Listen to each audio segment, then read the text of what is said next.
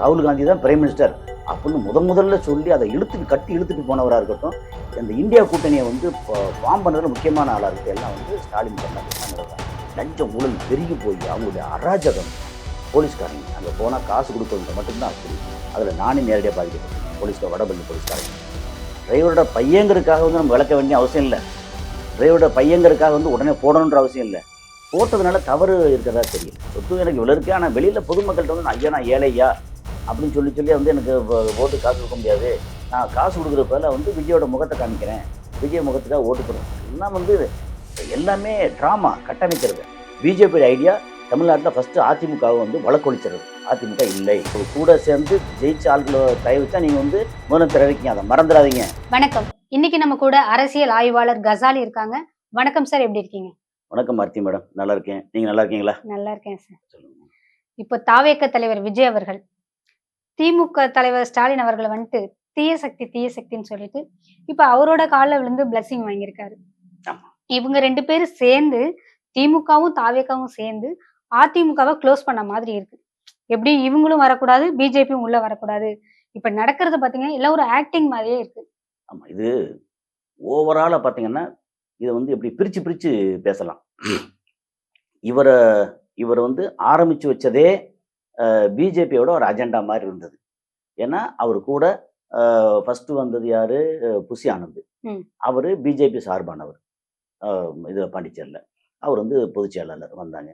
அதுக்கப்புறம் வந்து இவர் நிர்மல்குமாரா இருக்கட்டும், அருண்ராஜா இருக்கட்டும், எல்லாமே ஆர்எஸ்எஸ் பிஜேபி சம்மந்தப்பட்டவங்க. அப்புறம் ஆதவர்ஜுனா வந்து மார்டின், அவர் வந்து பிஜேபிக்கு நிறைய டொனேஷன் கொடுத்து பிஜேபியோட நெருக்கமாக இருக்கிறவர். சுற்றி உள்ள அவ்வளோ பேரும். அதுக்கப்புறம் செங்கோட்டையன் வந்து ஏடிஎம்கேலேருந்து வெளியே வந்து நேராக போய் பிஜேபியில் போய் அங்கே போய் அமித்ஷா இவங்கெல்லாம் பார்த்து பேசிட்டு அதுக்கப்புறம் நேரம் இங்கே வந்து சேர்றாரு. அப்போ இது நீங்கள் எப்படி எடுப்பீங்க? பிஜேபியோட அஜெண்டா தான் இவர் விஜயோட தாவேகா கட்சி அப்படின்னு எல்லாருக்கும் தெரிஞ்சது. சரி, ஆனால் யங்ஸ்டர்ஸ் அவங்க பார்க்குறாங்க, இந்த பசங்க இளைஞர்கள் இளம்பெண்கள் அப்படின்னு குடும்ப பெண்கள் அப்படின்னு ஆரம்பிச்சு அவ்வளோ பேரும் விஜய் மேலே கிரேஸாக இருக்காங்க. அது கண்டுபிடிச்சிட்டாங்க. அதுக்கு வந்து நிறைய வந்து இது எடுத்தா கண்டுபிடிச்சிட்டாங்களா, அப்போ விஜய் நமக்கு சரியான ஆள் அப்படின்னு கண்டுபிடிச்சாங்க. ரைட். அப்போ இந்திய அளவில் பிஜேபி இவ்வளோ பெரிய ப்ளே பண்ணுறாங்க. அதுக்கு எதிராக இருக்கக்கூடிய கட்சி இருக்குல்ல, அது வந்து வீணா போய் கிடக்கு. அந்த கட்சி பேர் வந்து காங்கிரஸ். அந்த காங்கிரஸை வழி நடத்துறது ஒரு வீணா போன ராகுல் காந்தி. ஏன் வீணா போனேன்னா, இதுவரைக்கும் 16 மாநிலங்களை தாரை பார்த்துருக்காரு இதுக்கு பிஜேபிக்கு. தமிழ்நாட்டில் போன இதெல்லாம் பார்லிமெண்ட் எலெக்ஷனில் 19 இருக்கட்டும் 24 இருக்கட்டும், இவர் வந்து நமக்கு ராகுல் காந்தி தான் பிரைம் மினிஸ்டர் அப்படின்னு முதல்ல சொல்லி அதை இழுத்துட்டு போனவராக இருக்கட்டும், அந்த இந்தியா கூட்டணியை வந்து ஃபார்ம் பண்ணுறதுல முக்கியமான ஆளாக இருக்கட்டும், எல்லாம் வந்து ஸ்டாலின் பண்ணார், எல்லாம் நடதான். ஆனால் கடைசி வரைக்கும் வந்து இவர் நன்றி கெட்டவர் ராகுல் காந்தி. ஸோ இது ஒரு பக்கம். இப்போ இது வந்துட்டாரா, அப்போ என்ன இவருக்கு அஜெண்டா? எனக்கு ஒரே வச்சுங்க, இந்த கொஞ்சம் நீங்கள் அந்த சுற்றுனீங்கன்னு எனக்கு பேச்சு வராது. இப்போ அமைதியாக ஓகே. அஜெண்டா இருக்குல்ல, இந்த அஜெண்டா திமுகவை சப்ரஸ் பண்ணணும், ஒழிக்கணும். அதிமுகவை இல்லாமல் பண்ணணும். அப்போது அதிமுகவை இல்லாமல் பண்ணணும்னா அது தோளில் ஏறி சவாரி பண்ணுறதுக்கு பிஜேபி. ஏன்னா அது சொன்னால் சரின்னு கேட்டு தான் ஆகணும். எடப்பாடி வேறு வழி இல்லை. ஏன்னா அவர் தலைக்கு மேலே கத்தி தொங்கிட்டு இருக்கு. கோடநாடாக இருக்கட்டும், நிறைய விஷயங்கள் வந்து அங்கே கத்தி தொங்கிட்டு இருக்கு. கூட இருக்கக்கூடிய எஸ்பி வேலுமணியாக இருக்கட்டும், இல்லை மற்ற எல்லாரும் தலைமையிலையும் கத்தி தொங்கிட்டு இருக்கு. ஏன்னா யாருமே யோக்கியம் இல்லை. அப்புறம் கை நீட்டி காசு வாங்குற மக்களும் யோக்கியம் இல்லை. எல்லா இடத்துலையும் வந்து அளவு தான் வித்தியாசம். இப்போ லஞ்சம் ஊழலில் வந்து மக்கள் வாங்குறதும் லஞ்சம் ஊழல் தான், அதிகாரிகள் வாங்குறதும் அப்படித்தான். அப்போ அளவு யார் கையில் அதிகாரம் ஜாஸ்தி இருக்கோ அவங்க ஜாஸ்தி வாங்கிக்கிறாங்க அப்படின்னு வந்துச்சா. இப்போ திமுக வந்து தனிப்பட்ட முறையில் திமுக அப்படின்னு சொல்லி கட்டணும். அதுக்கு வந்து சரியான ஆள் விஜய் சொல்லி தீய சக்தி திமுக, தூய சக்தி தாவேகா. அப்புறம் கரூரில் வந்து பிரச்சனை எல்லாத்தையும் அந்த நேரத்தில் இவர் ஸ்டாலின் நடவடிக்கை எடுக்காம விட்டார்ல, அதில் தான் திமுகவோட வீழ்ச்சி வந்து ரொம்ப பெருசாக வந்தது. ஏன்னா அன்னைக்கு விஜய் மேலே வந்து எஃப்ஐஆர் போட்டு எல்லாத்தையும் பிடிச்சி ஒரு நாள் உள்ளே வச்சுருந்தா என்ன நடந்திருக்கும்? கலவரம் நடந்திருக்குமா? கையில் போலீஸ் இருக்குல்ல. அப்போது இவர் வந்து ஒரு செயல் தலைவராக இருந்தவர், இப்போ செயல்படாத முதலமைச்சர். எப்படின்னா நம்ம இதை சனாதனத்தை எதிர்த்து பிஜேபி ஆர்எஸ்எஸ் எதிர்த்து நிறைய குரல் கொடுத்தாரு, இது பண்ணார், மக்களுக்கு நலத்திட்டங்கள் நிறையா பண்ணார், எல்லாம் ஓகே தான். ஆனால் அதிகாரிகளும் காவலர்களும் மக்கள்கிட்ட நேரடியாக கனெக்ஷன் இருக்காங்க இல்லையா, அவங்க பெரும்பாலானவர்கள் மக்களுக்கு எதிரான இருந்தாங்க திமுக ஆட்சியில், பெரும்பாலானவர்கள். ஆனா அரசு மேல்மட்டம் இருக்குல்ல, மக்களுக்கு ரொம்ப இணக்கமா இருந்துச்சு. அப்போ நீங்க அப்படி கணக்கு பண்ணீங்கன்னா, திமுகவே 2ஆ பிரிச்சுக்கலாம். மேல வந்து தூய சக்தி திமுக, கீழ வந்து தீய சக்தி திமுக. திமுகவோட கவுன்சிலரா இருக்கட்டும், கீழ் மட்டத்தில இருக்கக்கூடிய நிர்வாகிகளா இருக்கட்டும், மக்கள்ட்ட எப்படி நடந்துக்கிட்டாங்க? கட்ட பஞ்சாயத்து, ரவுடித்தனம், லஞ்சம், ஊழல். நீங்க வந்து ஒரு வீட்ல வந்து ஒரு பாத்ரூம் கட்ட முடியாது. மண்ணு குவிச்சு போட்டுனா என்ன அப்படின்னு உடனே லோக்கல்ல வந்துருவாங்க. அவங்கள மீறி ஒண்ணும் செய்ய முடியாது. அப்ப நீங்க வந்து சிஎம்டில அப்ரூவல் வாங்கன்னா, அங்கருந்து பெரிய அளவுக்கு காசு குடுக்கணும். ஏன்னா நானே நேரா பார்த்துருக்கேன். காசு குடுக்கணும். லஞ்சம், ஊழல் பெருகி போய் அவங்களுடைய அராஜகம். போலீஸ்காரங்க அங்க போனா காசு குடுக்கணுன்ட்டு மட்டும் தான் அப்படி. அதுல நானே நேரடியா பாதிக்கப்பட்டிருக்கேன். வடபழனி போலீஸ்காரங்கள்ட்ட. அப்படியே திமுக வந்து இந்த தீய சக்தி, தூய சக்தி இருக்குல்ல, அதுல மேல தலைவர்கள் அதாவது ஒரு தலைவர் எல்லா தலைவரும் இல்ல. குறிப்பா ஸ்டாலின். அவரு வந்து தூய சக்தி திமுக. அ உதயநிதி ஸ்டாலின் எடுத்தீங்கன்னா, அவர் வந்து தூய சக்தி திமுக. ஏன்னா அவங்க வந்து பெரிய அளவுக்கு இந்த லஞ்சம் ஊழல் அது லஞ்சம் வாங்குறது, காசு வாங்குறது அதெல்லாம் வேற விஷயம். ஆனா மக்களுக்கு நெறைய செய்யறதுக்கு வந்து நெறைய ட்ரை பண்ணாங்க இல்லையா? அந்த அளவுல திமுகலயே தீய சக்தி திமுக கீழ எல்லாமே. தூய சக்தி திமுக தலைவர்கள் மேல் மட்டத்துல. 2ஆ இருந்தது. அத வந்து இவரு என்ன சொல்லிட்டாரு, தீய சக்தி மொத்தத்துக்கு திமுக, தூய சக்தி தாவேக்கா அப்படின்னு ஆரம்பிச்சு, மக்கள்ட்ட போய் சேர்ந்துச்சு. அது போக இந்த டிஜிட்டல் யுகத்துல கரெக்ட்டா பயன்படுத்தி எல்லாம் பண்ணாங்களா? ரைட். ஆனா, இந்த அளவுக்கு தோப்பாங்க அப்படின்னு இருக்குல்ல, அல்லது இவங்க இவ்வளவு ஜெயிப்பாங்கன்றது வந்து இன்னும் வந்து சந்தேகத்துக்குரியது. இன்னும் இவிஎம்ல வந்து ஏதாவது விளையாண்டுருப்பாங்களோன்னு ஒரு டவுட் இன்னும் இருக்கு. அதுக்கு வந்து ஒரு பொன்ராஜ் மாரி, ஐயநாதன் மாரி வந்து நெறைய தரவுகளோட சொல்றாங்க. அது போக எலன் மஸ்க் வேற வந்து ட்வீட் பண்ணியிருக்கிறாரு. ம். அது பண்ண முடியும். பண்ண முடியாதுல ஒண்ணும் இல்ல. நீ உதாரணத்துக்கு அந்த இதுல உதாரணத்துக்கு 2வதுல உதயசூரியனுக்கு வச்சுக்கங்களேன். உதயசூரியன் வந்து இந்த ஏரியால எவ்வளவு ஓட்டு வாங்குற மாரி இருக்காங்க? 2,00,000 பேர் ஓட்டு போட்டாங்கன்னா, கிட்டத்தட்ட 1,50,000 பேர் இல்ல 1,10,000 பேர் வந்து உதயசூரியனுக்கு ஓட்டு போடுறாங்க. நல்லா இருக்கு. அப்படிங்கிற இடத்துல எவ்வரி 4த் பட்டன் அதுல அமுக்குற பட்டன் வந்து அ இதுக்கு அ நம்ம தாவேக்கா. விசிலுக்கு போயிரணும். அப்படின்னு போட்டாச்சுன்னா, அங்க விசிலுக்கு வந்து உதாரணத்துக்கு ஒரு 50,000 ஓட்டு கிடைக்குது.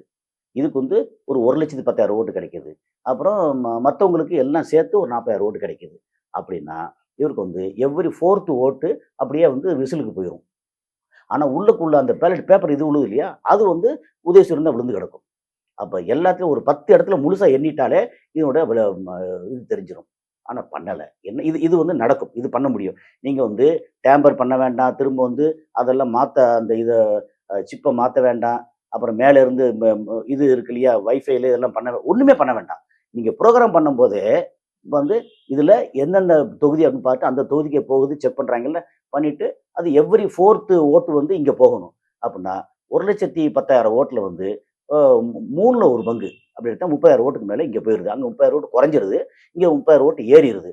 அப்படின்னா பார்டர்ல தாவேக்கா ஜெயிச்சிருச்சு. இது மாரி நெறையா இடங்கள்ல பண்ணதா சொல்றாங்க. இது வந்து சந்தேகத்துக்கு உட்பட்டது. சரி எது எப்படியோ ஜெயிச்சுட்டார்ல. ம். ஆனா ஜெயிச்சா கூட சில இடங்கள்ல எப்படி இந்த மாரி அதையும் மீறி திமுக வந்துச்சு அப்படின்னா, நீங்க 1,10,000 ஓட்டுக்கு பதிலா 1,40,000 ஓட்டு வாங்கிட்டீங்கன்னு வச்சுக்கங்க. வாங்குற இடத்துல. அப்புறம் விசில் வந்து ஒரு 30,000 ஓட்டு வாங்குது. நீங்க எவ்ரி 4த் ஓட்டு 1/3 வாங்குனா கூட சேராது. ம். அப்ப நீங்க 60% நீங்க வாங்கிட்டீங்கன்னா, உங்கள தோற்கடிக்க முடியாது. நீங்க பார்டர்ல 40, 45% வாங்கி ஜெயிக்கிற மாரி இருந்தீங்கன்னா, தோற்கடிச்சிடலாம் உங்கள. அப்படி இந்த பார்டர்ல உள்ள தொகுதி வந்து கிட்டத்தட்ட 100 தொகுதி. அந்த மாரி இடங்கள்ல தான் வேற வழி இல்லாம திமுக தோத்தத சொல்றாங்க. இதெல்லாம் நடந்துச்சு. அதையும் மீறி இவங்க வந்து 1,50,00,000 வாக்கு வாங்கியிருக்காங்க. 1,70,00,000 வாக்கு வாங்கியிருக்காங்க. இதெல்லாம் நடந்துருச்சு. ஆனா, அவருக்கு பெரும்பான்மை கிடைக்கல. பெரும்பான்மை 118 சீட் வேணும்ல 234ல கிடைக்கல. 108 அதுல திருச்சி கிழக்கு வந்து விட்டாச்சுன்னா 107. 107 இப்ப ஆக்சுவலா வந்து அ இவங்க அமித்ஷா அந்த டீம் பிஜேபி டீம் இவர பயங்கரமா ட்ரை பண்றாங்க.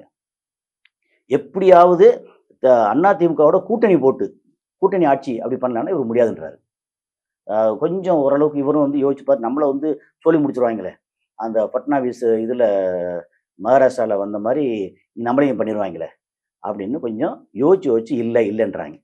அப்போ அ உடனே வந்து ஆக்சுவலா கவர்னர் என்ன செய்யணும்? இருக்கிறதுலயே ஹையஸ்ட் வோட் யார் வாங்கியிருக்கா? அவங்கள கூப்பிட்டு நீங்க வந்து முதலமைச்சரா பதவி ஏற்க சரி. வச்சணும். அதுக்கப்புறம் ஒரு டைம் 2 நாளோ, 5 நாளோ, 1 வாரமோ, 10 நாளோ டைம் குடுத்து, அங்க ஃப்ளோர்ல தான் நீங்க வந்து சட்டசபையில தான் நீங்க வந்து பெரும்பான்மை நிரூபிக்கணும். அப்படி நிரூபிக்கிறதுக்கு 234 பேரும் அசம்பிள் ஆகியிருந்து, அல்ல 233 பேர், ஏன்னா ஒரு இது ரிசைன் பண்ணிட்டாங்கல்ல, அப்போ 233 பேரும் அங்கே இருந்து, ஓகே, அவங்கள வந்து ஓட்டு போடும்போது 118 வராம 115 114 அப்படி வந்துச்சு அப்படின்னா ஃபெயில்.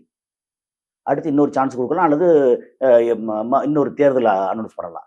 இந்த மாதிரி ஒரு சூழல்ல என்னாச்சு, இவர் என்ன பண்ணிட்டாரு, இல்ல இல்ல நீங்க வந்து 118 வந்து முதல்ல கையெழுத்தோட காமிங்க அப்படின்ட்டாரு. அதுக்கு வந்து அவருக்கு உரிமை கிடையாது.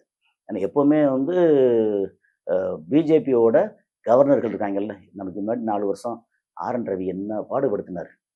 இன்னைக்கு அங்கே போய் உட்காந்து வெஸ்ட் பெங்காலில் உட்காந்து ஆட்சி மாற்றத்துக்கு எல்லாரும் பண்ணிட்டு இருக்காங்க. ஆனால் இவங்களோட ஆடுற ஆட்டம் வந்து கொஞ்ச நஞ்சம் இல்லை. ஹிட்லர் ஆடாத ஆட்டமா? ஹிட்லரோடவே இங்கே பெரிய ஆளு ஆடிட்டு இருக்காங்கல்ல. இதுக்கு இதுக்கு வந்து பெரிய ஆப்பா விழும் அவங்களுக்கு. ஓகே, ஆனால் எப்போ விளப்புன்னு தெரியாது. ஆனால் இங்கே அப்படித்தான் 118 பேர் நீ வந்து கையெழுத்து போட்டு கொண்டு வாங்க அப்படின்னா 10ஆம் தேதி நீங்கள் இத்தனை மணிக்குள்ள கையெழுத்து போட்டு கொண்டு வந்து காமிக்கணும். காமிச்சா உங்களை வந்து பதவி ஏற்பு. இல்லை அப்படின்னா கவர்னர் ஆட்சி. கவர்னர் ஆட்சி வந்துச்சு அப்படின்னா எல்லாருக்கும் பாதகம். திரும்ப உடனடியாக அடுத்த ஒரு 4 மாசத்துல தேர்தலை சந்திக்கிறதுக்கு எந்த கட்சிக்கும் திராணி இல்லை, இன்க்ளூடிங் திமுக. ஏன்னா எக்கச்சக்கமாக காசு அள்ளி இறைச்சிக்காங்க, அலைஞ்சிருக்காங்க ரொம்ப. இதை தாண்டி வந்து இன்னும் அலைஞ்சு எல்லாம் பண்ணுறதுக்கு தயாராக இல்லை. அப்போ என்ன செய்யலாம், ஹையஸ்ட் யார் வந்திருக்கா, விஜய், அவரையே முதலமைச்சர் ஆக்கிடுவோம் பரவாயில்ல அப்படின்னு. ஏன்னா இப்போ முடிச்ச உடனே என்ன பண்ணிட்டாங்க, எப்படா சான்ஸ் கிடைக்குன்னு காங்கிரஸ் 5 பேரும் வந்து அப்படியே ஓடிட்டாங்க. ஓகே, அது வந்து ஏற்கனவே அது விமர்சனத்துக்கு உட்பட்டது, நிறைய விமர்சனம் பண்ணிட்டாங்க, நம்ம விமர்சனம் பண்ண வேண்டியதில்லை. போயிட்டு சொல்லாமலாம் கூட கிளம்பி ஓட்டாங்க. எப்படா ரிசல்ட் வந்துச்சோ முடிச்சா ஓடிட்டாங்க. ஏன்னா அங்கே வந்து ஏற்கனவே பேச்சுவார்த்தை நடந்துச்சு, போயிட்டாங்க. சரி, இப்போ அங்கே 5 பேர் போயாச்சு. 107 + 5 112. ஓகே, இன்னும் நமக்கு என்ன தேவைப்படுது, 118க்கு இன்னும் வந்து ஒரு 6 தேவைப்படுது. 6 பேர் வேணும், 6 8 வரைக்கும் தேவைப்படுது. ஏன்னா சபாநாயகர் ஒருத்தர் சேர்ந்தாச்சுன்னா அந்த ஓட்டும் அங்கே வராது. அப்போ 8 பேர் தேவைப்படுது. அப்படிங்கும்போது 2 கம்யூனிஸ்ட் ஸ்டாலின்கிட்ட போய் கேட்குறாங்க, இல்லை நம்ம வந்து இன்னொரு தேர்தலும் சந்திக்க முடியாது, நீங்கள் வந்து ஆதரவு கொடுத்துருங்க. அவங்க என்ன, எங்களுக்கு வந்து ஆட்சியில் பங்கு வேண்டாம், நாங்கள் வெளியிலேருந்து ஆதரவு தர்றோம். ஓகே, கையெழுத்து போட்டு கொடுத்தாச்சு. அதுக்கப்புறம் ஒரு விடுதலை சிறுத்தைகள் அவங்க வந்து துணை முதல்வர் கேட்குறாங்க, இப்படியாக்கும் அப்படியே பயங்கரமாக கிளை போட்டாங்க. அவர் ரொம்ப தெளிவாக திருமாவளவன் சொல்லிட்டார், திருமாவளவன் சொல்லிட்டாரு, இல்லை இல்லை எங்களுக்கு வந்து ஆட்சி அதிகாரமாக கிடையாது, நாங்கள் வெளியிலேருந்து ஆதரவு கொடுக்குறோம். அவரும் வந்து ஸ்டாலினோட அப்ரூவல் என்ன போய் பேசிட்டு, சரி ஓகே இப்படி பண்ணிக்கிறோம் தலைவரே அப்படின்னு சொல்லிட்டு அவங்க கொடுத்துட்டாங்க. சரி, இன்னும் ஒன்று வேணும், IUML, இந்தியன் யூனியன் முஸ்லீம் லீக், அவங்களும் சரி ஓகே நாங்களும் வந்து ஆதரவு கொடுக்குறோம் அப்படின்னு சொல்லி ஆதரவு கொடுத்து 10ஆம் தேதி இத்தனை மணிக்கு உள்ள நீங்கள் ஆதரவு கொடுத்தீங்கன்னா ஓகே, அப்படி இல்லைன்னா கவர்னர் ஆட்சி, இல்லை ஆதரவு கொடுத்துட்டோம், கவர்னர் ஆட்சி எங்களுக்கு வேண்டாம் அப்படின்னு ஒருமித்த கருத்தோட முடிவெடுத்த உடனே இவர் வந்து முதலமைச்சராக ஓகேன்னு அப்ரூவ் பண்ணிட்டாங்க. மேலே டெல்லியில் பயங்கர ஷாக். ஏன்னா அங்கே நினைச்சது பூரா இங்கே சாதிக்கணும் அப்படின்னா தமிழ்நாடு ஏன் அவ்வளோ முக்கியம் அப்படின்னு சொல்லியாச்சுன்னா, தமிழ்நாட்டில் வந்து தொழில் நல்லா இருக்கு, மினரல்ஸ் நிறையா இருக்கு. ஓகே, நீங்கள் வந்து வைகுண்டராஜன் கேள்விப்பட்டிருப்பீங்க. மினரல்ஸ் இங்கே நிறையா இருக்கு, தொழில் நல்லா இருக்கு, வளமாக இருக்கு, கல்வி நல்லா இருக்கு, சாஃப்ட்வேர் எக்ஸ்போர்ட் சூப்பராக இருக்கு. நீங்கள் இந்திய அளவில் பார்த்தீங்கன்னா உங்களுக்கு மகாராஷ்டிரம், தமிழ்நாடு, குஜராத் இப்படி இருக்கு. ஆனால் தமிழ்நாட்டுக்கும் குஜராத்துக்கும் மகாராஷ்டிரத்துக்கு என்ன வித்தியாசம் அப்படின்னா, தமிழ்நாட்டில் வந்து இந்த வளம் இருக்குல்ல, பணம் பொருளாதாரம் இருக்குல்ல, அது பரவலாக இருக்கு. ஓகே, ஏழைகள் கம்மியாக இருப்பாங்க, நடுத்தர நிறையா இருப்பாங்க, பணக்காரங்க ஓரளவு இருப்பாங்க. அங்கே அப்படின்னா பணக்காரங்க 5% இருப்பாங்க, ஏழைகள் 90% இருப்பாங்க, 5% நடுத்தர மாதிரி இருப்பாங்க அங்கே. ஸோ அங்கே எப்படின்னா பரவலான பொருளாதாரம், இங்கே பரவலான கல்வியும் பொருளாதாரம் இங்கே பரவல். அதே மாதிரி நம்ம வந்து ஜாதி மறுப்பு, இங்கே எந்த ஜாதி எதுவும் வேண்டாம், மதமாக இருந்தாலும் இங்கே பெரிய அளவுக்கு மத கலவரம் பண்ணவே முடியலை. ஏன்னா திருப்பரங்குன்றமே ஒரு சாட்சி. ஓகே, இந்த மாதிரி நடந்துச்சுல்ல. அப்போ இதெல்லாம் கொண்டு வந்து சேர்த்தா தான், அவங்களுடைய சித்தாந்தத்தை கொண்டு வந்து சேர்த்தா மட்டும்தான் அடுத்த கட்டம் இன்னும் 29 34 அப்படின்னு அவங்க ஆட்சி அதிகாரம் 29ல் என்ன பண்ணுவாங்கன்னா, 1 நேஷன் 1 எலெக்ஷன் அப்படின்னு சொல்லி கொண்டு வந்துடுவாங்க. கொண்டு வந்தாச்சுன்னா அடுத்து இப்போவே காங்கிரஸ் வந்து முடிஞ்சு போச்சு. அப்புறம் இன்னும் ஒரு 4 5 மாநிலங்கள் சேர்ந்து மொத்தமாக இந்தியா கூட்டணியில் வந்து காங்கிரஸ் இல்லாத இந்தியா கூட்டணி சேர்ந்தாங்கன்னா எல்லா இடமும் எதிர்ப்பு வந்து பிஜேபி போகிறதுக்கு வாய்ப்பு இருக்குது அப்படின்னு ஒரு சூழல் இருக்கிற இடத்துல என்ன பண்ணாங்க, சரி இது சரியாக வராது, அப்போ நம்ம ஏதாவது நுழைப்போம், ஏதாவது பண்ணுவோம், திரும்ப வந்து தாவேகா அண்டு கூட்டணி கட்சிகளுக்குள்ள வெளியிலேருந்து ஆதரவு கொடுத்த கட்சிகளுக்குள்ள பிரச்சனை வரணும். அது வந்தால் தாவேகா யார் உதவி நாட முடியும், எடப்பாடிக்கும் இவருக்கும் ஆகலை. ஓகே, அப்போ என்ன 2ஆ எதை ஏடிஎம்கே யாரை வச்சு உடைக்கிறது, உடைச்சா சும்மா நீங்கள்லாம் எஸ்பி வேலுமணி, சிவி சண்முகம், காமராஜ் இல்லை இவர் நம்ம விஜயபாஸ்கர் இவங்களோட வந்து நீங்கள் சேர்ந்துக்க அப்படின்னு சும்மா எப்படி சொல்கிறாங்க. அது விட்டமின் எம் வேணுமே. சரி ஓகே. ஒரு ஆளுக்கு ஒரு 50 கோடி ரூபா குடுத்துருவோம். அப்ப 30 பேர் வந்துட்டாங்க. 30 பேருக்கு ஆளுக்கு 50 கோடி அப்படின்னா 1500 கோடி ஆச்சு. யாரு குடுக்குறா? இருக்கு. ஆனா பக்கத்திலே இருக்காங்கல்ல லீமா ரோஸ். ம். அவங்க இல்ல மார்ட்டின் மனைவி. அவங்க ஆமா. ஒரு எம்எல்ஏ. ஏடிஎம்கேல எம்எல்ஏ. அவங்க வந்து எல்லாருக்கும் குடுக்குறாங்க. குடுத்து அங்க 30 பேரு சி.வி. சண்முகம் தலைமையில எல்லாம் தனியா பிரிஞ்சாச்சு. இன்னும் 2 பேர் வேணும். 32 பேர் இருந்தா தான் கட்சி தாவல் தடை சட்டம் இல்லாம தனி யூனிட்டா முடியும். ஏன்னா 2/3 மெஜாரிட்டி வேணும் அவங்களுக்கு. ம். ஓகே. அப்ப இன்னும் 2 பேரு. அது ஈஸியா வந்து இவ்வளோ பணம் குடுத்து வாங்குறவங்க அது பண்ண முடியாதா? அது பண்ணிடுறாங்க. இப்ப என்ன ஆயிப்போச்சு, அ இவர வந்து எடப்பாடிய வந்து பேன் விட்டாய்ங்க. அவர் கையில 17. அதுல இன்னும் 2 போச்சுன்னா 15. இங்க 32 ஏன்னா 47 தான் மொத்தம். மொத்தம் ஆமா. 53 ஜெயிச்சதுல அந்த கூட்டணிலாம் கழிச்சாச்சுன்னா 47 தான் ஏடிஎம்கேல. 47ல 32 இங்க போயிருச்சு அப்படின்னா, எடப்பாடி வந்து அடுத்து என்ன செய்வாங்க, எல்லாம் ஒரு கூட்டம் போட்டு, எடப்பாடி வந்து இனி பொதுச் செயலாளர் கிடையாது, ஒண்ணும் கிடையாதுன்னு பண்ணுவாங்க. அத எலக்ஷன் கமிஷனும் அங்கீகரிக்கும். ஏன் தெரியுமா? எலக்ஷன் கமிஷன் வந்து பிஜேபியோட அடிமை நாய் அது. ஓகே. அது அங்க போடுற எலும்பு துண்டுக்கு வாலாட்டக்கூடிய நாய் வந்து எலக்ஷன் கமிஷன். அது அப்படித்தான் இருக்கும். சொன்ன உடனே ரைட் ஓகே அப்படின்னு வச்சுக்குவாங்க. 4 வருஷத்துக்கு முன்னாடி சசிகலா வரும்போதும் அதே மாரி தான் பண்ணாங்க. வேணும்னே பண்ணாங்க. ஓகே. அவங்க அப்படி யாரு தேவையோ அதெல்லாம் கையில அதிகாரத்த வச்சுட்டு எல்லாம் பண்ணிட்டு இருக்காங்க. அப்படி பண்ணாங்க. இப்ப என்ன? சி.வி. சண்முகம் அ இவர் தலைமையில அ இது வந்து பிரிஞ்சுட்டாங்க இப்போ. பிரிஞ்சு லெட்டர்லாம் குடுத்தாச்சு. என் எப்ப வந்து இப்போ மெஜாரிட்டி காமிக்க போறாங்கல்ல, விஜய்க்கு என்னன்னா, இந்த 2, 2, 2ஆ புடிச்சு இவங்கள வந்து தாஜா பண்றது ரொம்ப கஷ்டம். லாங் டர்ம்க்கு ஓடாது. 6 ஆமா. மாசம் வரைக்கும் போகும். அப்ப என்னன்னா, ஏன்னா எப்பவுமே வந்து தேனிலவுன்னு சொல்லுவாங்கல்ல, ஹனிமூன் மாரி. ரொம்ப வந்தோனே ஓகே சூப்பர் பார்ப்போம், கட்டி பிடிப்போம், எல்லாம் பேசுவோம் அப்படின்னு. இதுல அவர் என்ன வந்து முதலமைச்சரா ஆகி அங்க ஃபர்ஸ்ட் டே அ சட்டசபைக்கு போனதுக்கு அப்புறம், அவர் பண்ண ஒரு காரியம் என்ன? சரி நம்ம வந்து தீய சக்தி திமுகன்னு சொன்னோம். அதிமுகவ பத்தி பேச்சே எடுக்கல. எல்லாம் முடிஞ்சுச்சு. அப்புறம் மத்தவங்கள பத்தி ரொம்ப பெருசா பேசாட்டாலும், திமுக குடும்ப சொத்து மன்னர் ஆட்சி அப்படின்னு ம். சொல்லி மன்னர் பரம்பரை எல்லாம் பேசிக்கிட்டு இருந்தோம். ஆனா, அவரால தான் நம்ம இப்ப முதலமைச்சரா இருக்கோம். அப்ப அவர வந்து கொஞ்சம் தாஜா பண்ணிக்கிறோம். அது வந்து வெளியில எப்படி முன்மொழியப்படும்? இது மாரி ஒரு ஆரோக்கியமான இது எதிரி எதிரி கட்சி இல்ல, எதிர்க்கட்சிகள் தான். அதுக்கு வந்து முதலமைச்சரா பதவியேற்ற விஜயே முன்னுதாரணமா வந்துட்டாரு அப்படின்னு அவருக்கு ஒரு புகழாரம். ம். நேரா இங்க வந்தாரு. அதுக்கப்புறம் இவர்ட்ட அப்பாயின்ட்மென்ட் கேட்ட உடனே இவரும் பெண் திரும்பினாரு. வீட்டுக்கு தம்பி வரட்டும் பரவால்ல. அப்படின்னு வந்தாங்க. அப்படி 2 பேரும் உள்ள வந்தா அப்படி அ கைய புடிச்சு உள்ள போம்போது அப்படி பின்பக்கத்துல அந்த அந்த இது போஸ் பார்த்தீங்களா? ஒரு காதலன், காதலி கைய ஆ. பிடிச்சு போவாங்க தெரியுமா? அதே மாரி இருந்துச்சு. அதே மாரி. அது நம்ம என்ன சொல்றோம்னா, யார் என்னென்ன வேணாலும் விமர்சனம் பண்ணட்டும். நான் பெருசா என்ன பார்க்குறேன்னா, உண்மையிலேயே ஒரு அற்புதமான காட்சி அது. ஏன்னா, இவர் வந்து முதலமைச்சர் ஆயாச்சு. நான் உன்னைய பழி வாங்கிட்டேன் பார்த்தியா? நீ தான் மன்னராட்சி, மன்னர் பரம்பரை அப்படின்னு சொல்லி எல்லாம் ரொம்ப ஓவரா ஆடுனீங்கல்ல. ஒவ்வொரு படத்தையும் வந்து ரெட் ஜெயண்ட்ட வச்சு நிறுத்தி எல்லாம் இப்ப பண்ணீங்கல்ல. இப்ப பார்த்தீங்களா? நான் வந்து எல்லாத்தையும் மீறி, உங்க குடும்பத்த எல்லாத்தையும் மீறி நான் தனிப்பட்ட முறையில வந்துட்டேன் பார்த்தியா? அப்படின்னு ஜெயலலிதா பண்ண மாரி பண்ணல. ஜெயலலிதா வந்து அந்த மாரி பண்ணாங்க நெறைய. பயங்கர இரும்பு பெண்மணி மாரி இருந்தாங்க. ஆனா பழி வாங்குனாங்க ரொம்ப. அது அவங்களோட எம்எல்ஏவோ யாரோ அட அ சொந்தக்காரங்க இருந்தா கூட டிஎம்கே சம்மந்தப்பட்ட ஆள் கூட கல்யாணம் காட்சி கூட முடியாது. போனா உடனே நீக்கம், பதவி நீக்கம், இது நீக்கம்னு பயங்கர அடிப்படை உறுப்பினர் நீக்கம்னு சொல்லி எல்லாம் பண்ணாங்க. இவர் அப்படி இல்ல. ஸோ வந்த உடனே அப்படி போனா அந்த காட்சி வந்து உண்மையிலேயே பிரமாதமான காட்சி. வந்துச்சா? அதுக்கப்புறம் அங்க உதயநிதி ஸ்டாலின் 2 கை பிடிச்சு ஏதோ பேசிக்கிட்டு. அதுக்கப்புறம் பார்த்தா அப்படியே வைகோ. அப்புறம் சீமான். சீமான் வந்து வாசல்லயே காத்து கிடந்தாரு.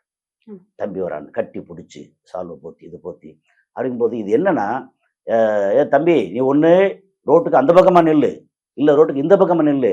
நடுவால நின்னா லாரி ஏத்திச்சு அடிச்சிரும். லாரி அடிச்சிற போகுது." அப்படின்னு சொல்லி பயங்கரமா பேசினவரு, விமர்சனம் பண்ணவரு, எக்கச்சக்கமா விமர்சனம் பண்ணவரு. எல்லாம் கரெக்ட் தான். பதவி ஏத்த உடனே அவரு வரேன்னாரு, இவரு ஓகேன்னாங்க. ஏன்னா அவரு வரேன்னு சொல்லும்போது, "எதுக்கு வராரு? அதெல்லாம் முடியல." அப்படின்னு சொல்லிட்டு வந்து மறுத்திருக்கலாம். மறுக்காத பெருந்தன்மை ஸ்டாலினுக்கு. மறுக்காத பெருந்தன்மை சீமானுக்கு.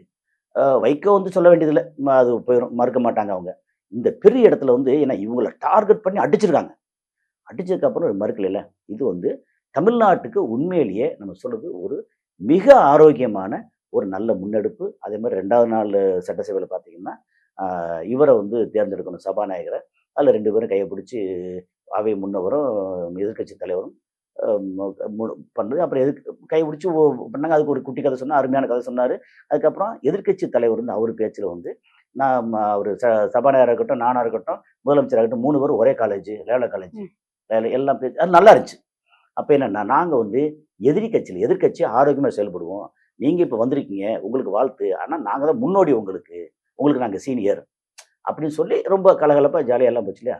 ஆனா ஒரு விஷயம் பார்த்தீங்கன்னா, முதலமைச்சரா விஜயும், எதிர்க்கட்சி தலைவரா உதயும். இளைஞர்கள் பார்த்தீங்களா? முன்னாடி ஒரு பாட்டு வருமே, "இனி வரும் காலம் இளைஞரின் காலம்." அந்த இளைஞரின் காலம் இப்போ துவங்கிருச்சு. அதுக்கு பின்னாடி அவர் அமித்ஷா, ஆர்எஸ்எஸ், பிஜேபி இவங்க கால வர்றாங்க.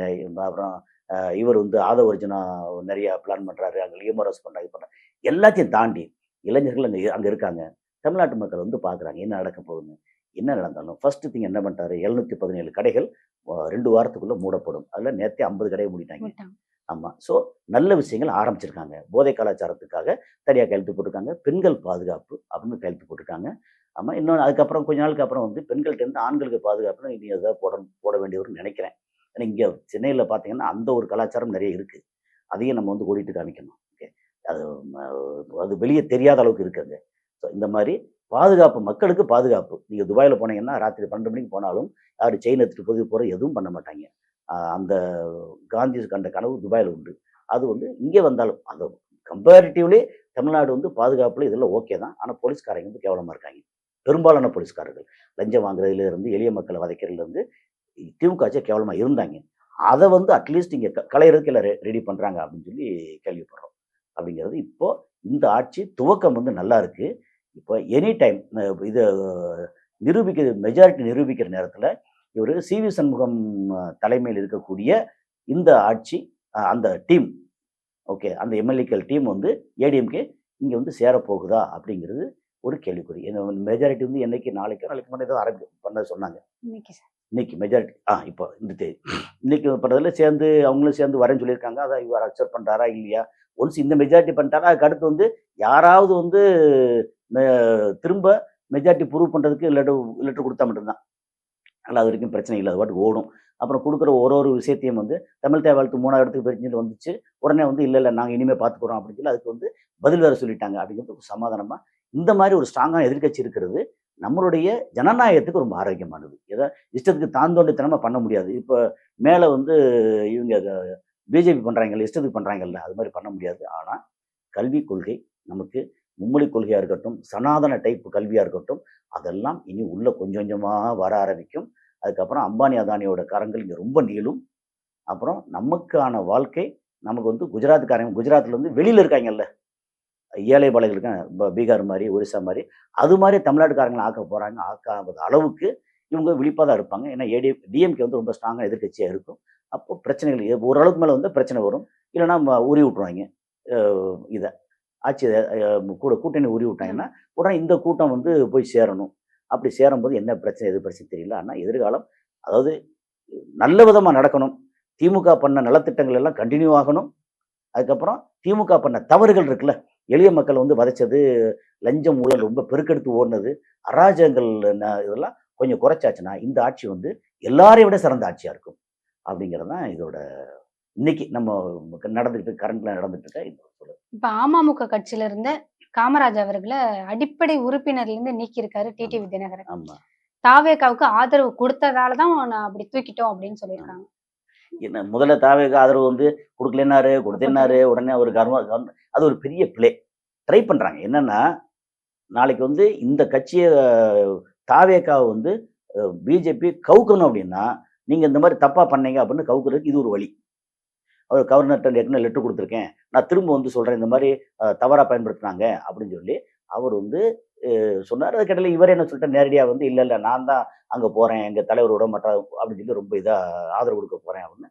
அடிப்படை உறுப்பினர் நீக்குறாரு. நீக்குனதுக்கு அப்புறம் அவரோட ஆதரவு செல்லுமான்னு தெரியல. சுயேட்சை வேட்பாளரா இருப்பாங்க. ஆதரவு ஆமா, இன்னைக்கும் குடுத்திருக்காரு. ஆமா. சுயேட்சை வேட்பாளர் தான் செல்லும். இன்னைக்கும் குடுப்பேன், நாளைக்கும் குடுப்பேன், இனிமே குடுத்துட்டு இப்போ இருப்பேன் அப்படின்னு சொல்லி. அது வருதுல்ல, விட்டமின் எம் வரும்போது வந்துட்டே இருக்கும்ல. அங்க அமமுக இனி என்னைக்கு ஆட்சிக்கு வந்து இது வந்து அது பரவாயில்ல நம்ம தாவேக்கா ஓகே. ஒண்ணு எப்பவுமே பழம் இருக்கிற மரத்த தேடி தான் பறவைகள் வரும். இப்போதைக்கு வந்து திமுக, தாவேக்கா இது 2 தான் பழங்கள் அ மு காய்க்கிற மரங்கள். அத நோக்கி தான் எல்லாமே வரும் அப்படிங்கிறது தான். இப்ப தாவேகால இருக்க ஜோசியம் பார்க்குறாங்க. ஒரு வந்து ரத்தன் பண்டிட். அவங்கள வந்து அரசு பொறுப்பு அது குடுத்திருக்காங்களே இது. பெரிய முட்டாள்தனங்க. இது ஒரு மூட நம்பிக்கைக்கு வந்து மூட நம்பிக்கை மட்டும் இல்ல. உனக்கு மூட நம்பிக்கை இருந்தா நீ தனியா வச்சுக்கோ. ம். இதுக்கு அரசு கவர்மெண்ட் இப்போ உங்களோட வரி பணம், என்னோட வரி பணம், எல்லாரோட வரி பணம் சேர்த்து அங்க அரசு நடக்கிறதுல அரசுல வந்து பெரிய சம்பளம், அதுக்கப்புறம் வசதி வாய்ப்பு எல்லாம் கொடுத்து அரசு பதவி எதுக்கு கொடுக்குறீங்க? உங்களுக்கு நீ ஜோசியம் பார்க்கணுமா? ஏன் ஜெயலலிதா பண்ணாங்க. தனிப்பட்ட முறையில வீட்ல யாகம் வளர்த்தது எல்லாம் பண்ணிட்டு தனிப்பட்ட முறையில பண்ணிக்கங்க. அரசு பதவி எதுக்கு? எடுத்த உடனே அதுவும் அரசு பதவியா? ம். அதுக்கு பெரிய எதிர்ப்பு ஏற்கனவே வர ஆரம்பிச்சிருக்கு. வந்துரும். வந்தா அத என்ன செய்ய போறாங்கன்னு தெரியல. எப்படி ஹேண்டில் பண்ண போறாங்கன்னு தெரியல. தாந்தோண்டித்தனமா நடந்தாருன்னா, எ சப்போர்ட் பண்றது வந்து விலகும். ஏதோ பிரச்சனை நடக்கும் அப்படின்னு தோணுது. இப்ப டிவிகேல இருக்கிற வந்து விஜய் அவர்கள். ம். அவர்களுடைய டிரைவருடைய மகன் தான் சபரிநாதன். ம். அரசு கொறடாவா தேர்வு செஞ்சிருக்காங்க. ஓகே. அது எப்படி பார்க்குறீங்க? தன்னோட டிரைவரோட பிரச்சனை பையனுக்கு இல்ல. அதெல்லாம் ஒண்ணு என்ன இருக்கு? அவரு வந்து டிரைவரோட பையங்கிறதுக்காக வந்து நம்ம விளக்க வேண்டிய அவசியம் இல்ல. டிரைவரோட பையங்கிறதுக்காக வந்து உடனே போடணுன்ற அவசியம் இல்ல. போட்டதுனால தவறு இருக்கிறதா தெரியல. சபரிநாதன் வந்து கொறடா போட்ட தவறு இருக்கா தெரியல. ஏன்னா, டிரைவரோட மகன் வந்து பிடிச்ச ஒரு பெரிய ஆளுக்கு ஐஏஎஸ், ஐபிஎஸ்ஸா, டாக்டரா வரக்கூடாதா? இல்ல ஒரு நல்ல ஒரு புத்திசாலியா வரக்கூடாதா? அதனால தவறுலாம் ஒண்ணும் இல்ல. அந்த அனுபவம் இல்லாத விஜய் வந்து முதலமைச்சரா இருக்கும்போது, இவரும் வந்து கொறடா வந்து அனுபவத்த ஏத்துக்கட்டும். அதுல தப்பு இருக்கிற மாரி தெரியலையே! இப்ப தாவேக்கால இருக்க ஒரு எம்எல்ஏ ம். தென்றல் குமார் கேவி குப்பம் தொகுதி. ம். அவருக்கு வந்து செருப்பு கூட இல்ல. பஸ்ல தான் பயணிச்சு வந்தாருன்னு ஒரு காணொளி காட்சி வந்துச்சு. ம். இப்ப அவரோட வேட்புமனு தாக்கல்ல பார்த்தீங்கன்னா, 2.8 கோடி சொத்து மதிப்பு இருக்கு. ம். அது எப்படி? அது என்ட்ட எல்லா நான் வந்து ஏழைன்னு காட்டிக்கிட்டு, ஆனா சொத்து மதிப்புல ஆமா. சொத்து எனக்கு இவ்வளோ இருக்கு. ஆனா வெளியில பொதுமக்கள்ட்ட வந்து ஐயா நான் ஏழைய்யா! அப்படின்னு சொல்லி சொல்லி வந்து எனக்கு ஓட்டுக்கு காசு குடுக்க முடியாது. நான் காசு குடுக்குறதுக்கு பதிலா வந்து விஜயோட முகத்த காமிக்கிறேன். விஜய் முகத்துக்காக ஓட்டு போடுறேன். அதெல்லாம் வந்து இப்ப எல்லாமே டிராமா கட்டமைக்கிறது. அதெல்லாம் நடக்கத்தான் செய்யும். Marketing technology, technique. அந்த மார்க்கெட்டிங் டெக்னிக் இதெல்லாம் ஒண்ணு. நான் பரம ஏழை ஐயா. ஆனா எனக்கு வந்து இந்த ஒரு பங்களா இருக்கு. அத தவிர வேற ஒண்ணும் இல்ல. இந்த ஒரு 100 ஏக்கர் சொத்து இருக்கு. அத தவிர வேற ஒண்ணும் இல்ல. ஒரு 500 கோடி, 100 கோடி பேங்க்ல என்னோட இதுல அக்கவுண்ட்ல இருக்கு. அத தவிர எனக்கு வேற ஒண்ணும் இல்ல. ஐயா நான் பெரிய பெரிய ஏழைகள் ஐயா அப்படின்னு சொல்ற மாரி அதெல்லாம் சொல்லத் செய்வாங்க. அதெல்லாம் நம்ம வந்து அப்படி பார்த்தா இங்க அப்படி யார் தான் யோக்கியமா இருக்கா? அதெல்லாம் ஒண்ணும் கிடையாது. இப்ப அதிமுகல இருக்க கொளத்தூர் கிருஷ்ணமூர்த்தி வந்துட்டு, அவரோட தலைமையில இருக்க 5000 தொண்டர்கள், உறுப்பினர்கள், நிர்வாகிகள் எல்லாம் தாவேகாக்கு மாறுறதா சொல்லியிருக்காரு. ஆமா. அதான் சொல்ல பழம் இருக்கிற மரம். இனி ஃபுல்லா தாவும் பாருங்க. அதிமுக ஐடியா என்னன்னா, பிஜேபியோட ஐடியா தமிழ்நாட்டுல ஃபர்ஸ்ட் அதிமுகவ வந்து வழக்கொழிச்சிறது. அதிமுக இல்லை. ஆ திராவிட கட்சிகள் ஒண்ணு திமுக, இல்ல அதிமுக அப்படின்னு நீங்க 67ல இருந்து நடந்துகிட்டு இருக்கு. இப்போ வரைக்கும் எத்தன ஆச்சு? எத்தன வருஷம் ஆச்சு? 50 வருஷம் மேல ஆச்சு. அப்போ அ இப்படி நடந்துகிட்டு இருக்கும்போது, அ இனி வந்து ஒரு மாற்று வரணும்ல. அதிமுக முதல்ல ஒழிப்போம். திமுக ஒழிக்க முடியாது. ஏன்னா கட்டமைப்புள்ள கட்சி. அப்புறம் அடுத்து திமுக ஒழிப்போம். அப்படின்னு அதிமுக வந்து கிட்டத்தட்ட ஒழிக்கிறாங்க. அது அவங்களோட அஜெண்டா. அந்த அஜெண்டாவும் சக்சஸ்ஃபுல்லா நடந்துட்டு இருக்குன்னு இப்ப சட்டப்பேரவையில பார்த்தீங்கன்னா, உதயநிதி வந்துட்டு, எங்களோட கூட்டணியில இருக்கிற தயவால தான் நீங்க ஆமா. ஆட்சி அமைச்சிருக்கீங்க. உண்மதானே! அது என்ன சொல்றாருன்னா, அத ரொம்ப பவ்யமா எங்க கு கூட சேர்ந்து ஜெயிச்ச ஆள்கள தயவு வச்சா நீங்க வந்து முதலமைச்சர் இருக்கீங்க. அத மறந்துறாதீங்க. நாளைக்கு இஷ்டத்துக்கு பண்ணணும்னு நெனைக்காதீங்க அப்படின்னு கிட்டத்தட்ட மறைமுகமா எச்சரிக்கை குடுக்குறதா அது. ஆமா. அது குடுத்தான் செய்வாங்க. நேரடியா இதுக்கப்புறம் அடுத்து ஃபியூச்சர்ல வந்து சட்டசபையில பாருங்க. டாட் பூட்ன்னு வரும் பாருங்க நெறையா. இப்போ வந்து ஆரம்பத்துல அமைதியா என்னன்னா வந்து கல்யாணம் பண்ணா 2, 3 நாளைக்கு வந்து ரொம்ப சுகமா அப்படியே மாப்பிள்ளை அழைப்பு, இந்த அழைப்பு, பொண்ணு வீடுன்னு போவாங்க இல்லையா? அதுக்கப்புறம் தான் வரும் வந்து இல்ல அவ கட்டின சேலை சரியில்ல, இவன் போட்ட ட்ரெஸ் சரியில்ல, இவன் இப்படி பேசுறான், அங்க சரியா பேச மாட்றாங்க, இவ அங்க பேச மாட்டான்னு வரும். இதுக்கப்புறம் வந்து சட்டசபை எப்படி இருக்குன்னு பாருங்க. அதிமுக 2ஆ பிளவுபட்டுச்சுன்னா, ம். இப்ப அதிமுகவ வழிநடத்துற தலைவரா யார் இருப்பா? அது இபிஎஸ் அவர்கள தான் பதவி சி.வி. விலகு சண்முகம். எஸ்பி வேலுமணி, சி.வி. சண்முகம். இவங்க தான் டாப்ல இருக்காங்க. அதுல மெயினா வந்து எனக்கு தெரிஞ்சு சி.வி. சண்முகம் வழி நடத்துவார். அப்படி இபிஎஸ் அவர்கள் பதவி விலகு பொறுப்பிலேருந்து விலகுவாரா? விலக்கிருவாய்ங்க. அவர் எங்க விலகுவாரு? விலக்கிருவாய்ங்க. விலக்கிட்டு அமைதியா இருந்தா, உன் மேல வழக்கு பாயாம கொஞ்சம் ஒரு மாரி தள்ளி போடுவோம். இல்லன்னா வழக்கு பாய்ஞ்சு ஜெயில்ல போடுவோம். அதெல்லாம் நடக்கும். எல்லாமே நடக்கும் சாத்தியம் இங்க. இல்ல இது ஓரளவுக்கு மேல வந்து விஜயே வந்து ஏதாவது முரண்டு பண்ணா, பிஜேபி கொண்டு வர திட்டங்களுக்கு முரண்டு பண்ணா, கரூர் 41 மரணங்கள் இருக்கு இல்லையா? ம். அதுக்கு இன்னும் சிபிஐ வழக்கு வந்து இன்னும் பெண்டிங்ல இருக்கு. ம். அது பாயும். விடவே மாட்டாங்க யாரையும். விஜய் மேல எது இருக்கு? டிஎம்கே மேல நெறைய இருக்கு. ஏடிஎம்கே மேல எக்கச்சக்கமா இருக்கு. எல்லாத்தையும் எடுத்து வச்சுட்டு இருக்காங்க. யாரையும் விட மாட்டாங்க. அவங்க போக்குல ஆட விட்டுட்டு, அதுக்கப்புறம் வந்து அமுக்குவாய்ங்க. அங்க ஒன்றிய அரசு கொண்டு வரக்கூடிய திட்டங்கள, நோ அப்படின்னு சொல்லி விஜய் சொல்ல முடியாது. சொன்னா கரூர் வழக்கு பாயும். இவர் தான் முதல் குற்றவாளி. பாயும்.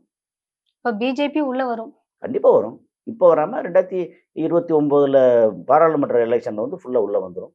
அப்போ இது ஆதரவு குடுத்தா எல்லாம் நடக்கும். இதெல்லாம் வந்து எதிர்பார்க்கிறது தான். எதிர்பார்த்தது தான். இப்படித்தான் நடக்கும். பட் நமக்கு வேற வழியும் இல்ல. அப்படிங்கிறது தான். சார் உங்க நேரம் ஒதுக்கி நிறைய விஷயங்கள் ஷேர் பண்ணிக்கிட்டீங்க. ரொம்ப நன்றி சார்.